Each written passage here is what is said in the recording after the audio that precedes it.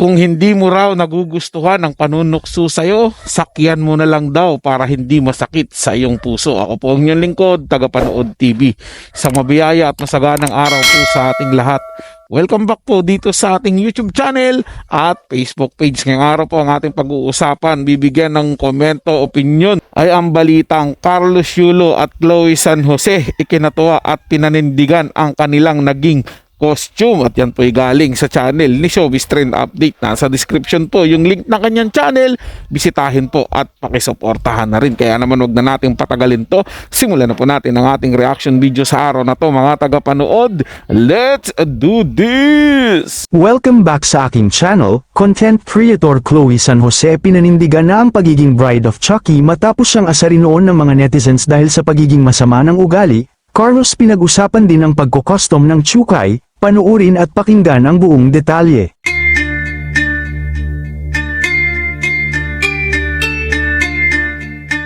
Muling nang inorganisa ni Team Yap ang kanyang annual star-studded Halloween party na tinawag na Shake, Rattle at Ball para sa isang hindi malilimutang gabi ng katatakutan. Ginanap sa Space sa One Ayala noong Miyerkules, nagsama-sama ang mga kapuso stars at celebrity sa kanilang Halloween costume na hango sa nakakatakot at freaky na maalamat na mga karakter na makikita mo sa loob ng isang circus. Bagamat magaganda ang mga Halloween costume ng mga kilalang popularidad, ay mas marami naman ang nakapukaw ng pansin sa costume ng magkasintahan na sina two-time gold medalist Carlos Yulo at Chloe San Jose. Kung makikita kasi ang costume ni Carlos at Chloe ay ginaya nila ang sikat na character horror doll na Bride of Chucky, marami naman ang natuwa sa kanilang Halloween costume, may ilan naman na pinagtawanan sila. Gayunman, aminado ang magkasintahan na natutuwa sila sa ganito nilang Halloween costume at syempre dahil first time nilang makasali sa ganitong kalaking horror event na inorganisa ni Team Yap. Samantala, matatandaan naman na kamakailan lang ay inihalin tulad si Chloe San Jose kay Bride of Chucky at sinabi pa ng marami na kamukha niya din daw ito at kaugali. Gayunman matatandaan naman na tinanggap ni Chloe ang mga pambabatikos sa kanya at pinalagan ng mga tao na nagsasabing kamukha niya ang Bride of Chucky. Matatandaan din na imbis mainis si Chloe ay natuwa pa ito sa kanyang mga bashers at nagiging palaban din. At dahil nga hanggang ngayon ay binabatikos pa rin siya at tinatawag na Bride of Chucky, ay pinanindigan niya na at ito ang naging character niya SS Halloween Party. Pero siya daw ang Bride of Chucky na maganda. Syempre para kumpleto ay si Carlos na rin ang naging Chucky, samantala marami na naman ang bumatikos sa kanilang Halloween costume at ang iba naman ay sinasabi na hindi na daw kailangan ng costume dahil sa ugali at pagkatao pa lang nila ay alam na agad, at yung iba naman ay sinasabi na, bravo, yan ang bagay sa inyong dalawa. Ang looks nyo now, sana ganyan na looks nyo forever. Kayo mga ka-showbiz, anong masasabi nyo sa ating showbiz topic ngayon? Kung may opinion kayo ay magkomento lang kayo sa aking comment section.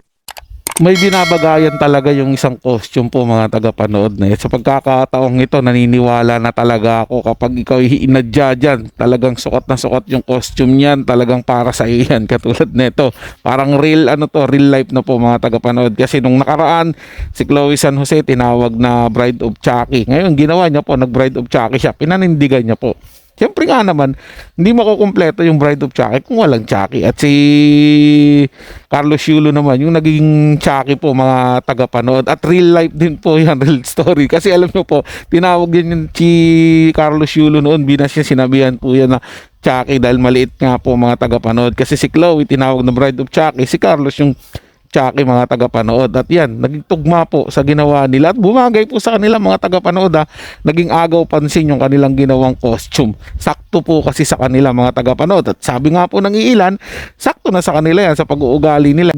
Pag tinignan mo sila, alam mo hindi makabasag pinggan, sobrang babait, pero deep inside pala may kasamaang tinatago. Ganyan po, kahit panoorin nyo po yung pelikulang Bride of Chucky, si Chucky mga tagapanood, pag nakita nyo po, alam mo, napaka lang medyo nakakatakot yung itsura niya kasi siyempre may sira-sira nga yung manika, pero akala mo hindi mo makabasag pinggan, walang gagawing masama sa'yo, pero hindi mo alam, yun pala yung didisgrasyahin ka pala niyan. Ganun po mga tagapanood, pag tinignan mo silang dalawa, parang puro kabutihan yung ginagawa, pero deep inside pala, pag binasa mo talaga, binuklat mo yung pinakalibro nila, ay makikita mo doon na may sarili silang mundo.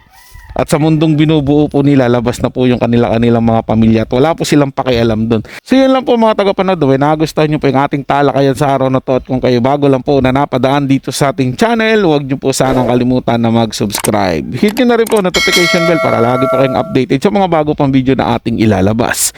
Share, like, and comment din po kayo mga tagapanood, atin yung babasahin at pupusuan. So hanggang sa muli po, ito yung Tagapanood TV.